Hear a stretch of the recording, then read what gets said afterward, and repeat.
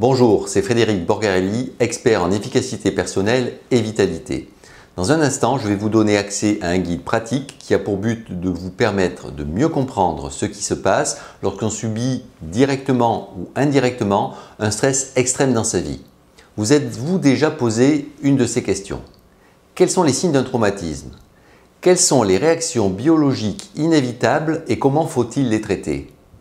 Y a-t-il plus de risques chez les enfants et les jeunes adolescents que chez les adultes? Comment retrouver l'équilibre psycho-émotionnel indispensable pour continuer à vivre normalement après des événements? Quelles sont les meilleures stratégies à adopter pour y faire face? Autant de questions qui restent souvent sans réponse quand on n'est pas un spécialiste du cerveau ou des mécanismes émotionnels. Alors, suite aux attentats qui ont meurtri la France, j'ai reçu de nombreuses questions et des demandes concernant les réactions et les risques psycho-émotionnels provenant d'un stress extrême. Tout comme certains d'entre vous, j'ai de la famille et des amis qui ont été touchés directement par ces événements parisiens. Je les ai soutenus et aidés de mon mieux, bien sûr. Mais après avoir reçu et entendu plusieurs témoignages poignants, je me suis demandé ce que je pouvais faire de plus pour apporter mon soutien et être utile au plus grand nombre. En tant que spécialiste de la gestion du stress, j'ai pensé qu'il serait pratique de rassembler mes connaissances et mon expertise pour les offrir à tous ceux qui en éprouvent le besoin. J'ai alors décidé de créer un dossier complet que j'ai intitulé le dossier spécial stress extrême et que je mets gratuitement à votre disposition. Pour le télécharger, il vous suffit de cliquer sous le lien qui est juste sous cette vidéo. Le but de ce dossier spécial stress extrême est d'abord d'expliquer les mécanismes et les risques du stress extrême, mais aussi d'apporter ensuite des solutions avec des ressources gratuites pour agir en conséquence. Aujourd'hui, le traumatisme est là. C'est un fait, on ne peut pas le nier. Tout comme vous, j'ai été affecté et touché émotionnellement par ces événements. C'est une réaction humaine totalement naturelle. Il s'agit de ce que les experts médicaux et les psychologues appellent le traumatisme indirect ou le traumatisme par ricochet. Alors vous allez comprendre, en réalité avec les multiples moyens d'information à notre disposition, la télévision en passant aussi par internet et les médias sociaux, plusieurs millions de Français mais aussi d'étrangers ont été choqués et atteints violemment par ricochet. On se dit par exemple, c'est horrible, ça aurait pu être moi ou ça aurait pu être mon enfant qui aurait été là. Ça pourrait m'arriver aussi. Bref, vous comprenez le principe. Mais le problème principal que je constate aujourd'hui, c'est que les conséquences négatives d'un stress extrême sur le corps et sur l'esprit sont très largement sous-estimées chez les adultes et encore plus chez les enfants.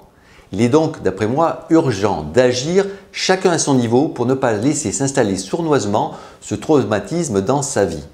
Alors j'ai reçu par exemple un appel d'une amie de 67 ans habitant dans le sud de la France avec donc des milliers de kilomètres de distance avec les événements parisiens, mais elle n'osait plus sortir de chez elle. Et ça pendant plusieurs jours. Elle n'arrivait pas à se raisonner. Alors je lui ai expliqué, avant de l'aider à trouver une solution pour régler son problème, que c'était son cerveau émotionnel qui était passé en mode alerte et elle ne parvenait pas de moyens efficaces pour débrancher cette alarme continuelle.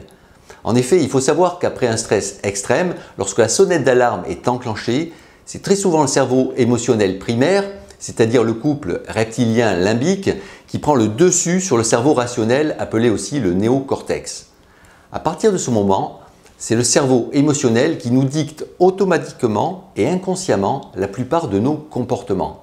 C'est un mécanisme de survie qui s'enclenche automatiquement, c'est inscrit dans nos gènes.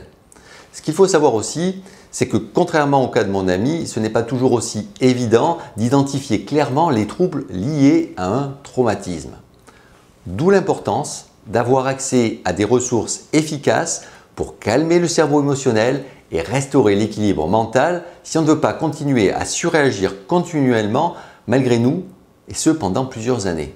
Avec ce message, je tiens également à vous sensibiliser sur une conséquence inévitable de ce traumatisme collectif qui, elle aussi, est totalement sous-estimée.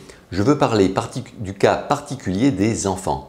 En effet, je pense qu'il est essentiel d'agir rapidement car parmi des millions de personnes impactées par les événements, il y a évidemment des milliers d'enfants.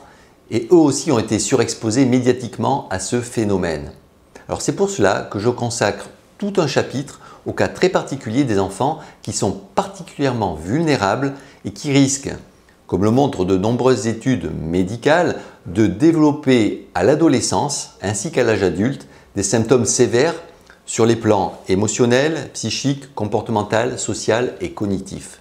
Alors je vous encourage donc à télécharger maintenant le dossier gratuit qui se trouve sur cette page sous la vidéo et si vous pensez qu'il peut aider une personne de votre entourage, bien sûr, partagez-le. Alors vous l'avez compris, ce dossier est donc adressé en priorité à toutes celles et ceux qui cherchent des outils de compréhension mais aussi d'action pour eux-mêmes et pour leur famille.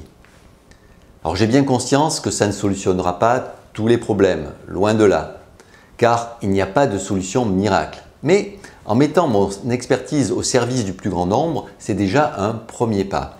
Pour moi, le pire serait de ne rien faire. Alors c'est donc ma façon de participer humblement au soutien des nombreuses personnes qui se questionnent ou qui souffrent en silence.